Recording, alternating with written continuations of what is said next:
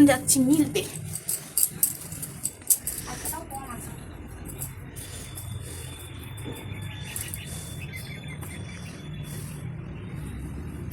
অন্যদিন অনেক থাকে, আস্তে আস্তে থাকে জানো।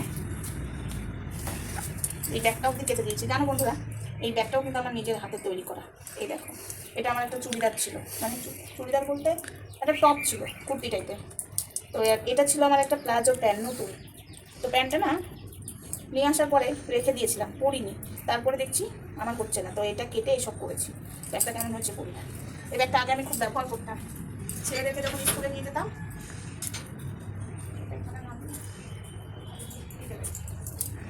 তখন জল ছাতা অনেক কিছু লাগতো।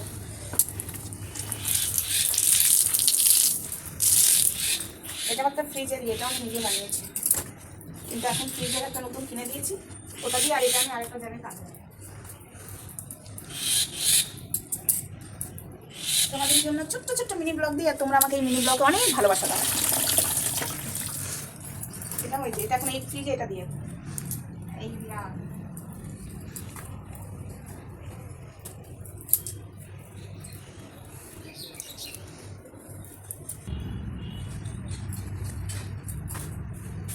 ও ম্যাও মাসি, এই যে হ্যান্ডস আপ করো ম্যাও মাসি।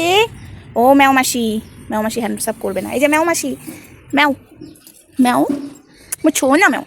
বাবা এই দেখো কত আদর খাচ্ছে, দেখো ভুচু ভুচু ভুচু ভুচু ভুচু ভুচু। চলো আমার জামা কাপড় মেলা হয়ে গেছে। এই দেখো কচু শাকটা অনেকটা বড় হয়েছে, দেখো বাচ্চাতে লাগিয়েছিলাম, দেখেছো কত বড় হয়েছে। এই জায়গাটা পরিষ্কার করে দিতে হবে, পুজোর আগে পরিষ্কার হবে। ম্যাও টাটা।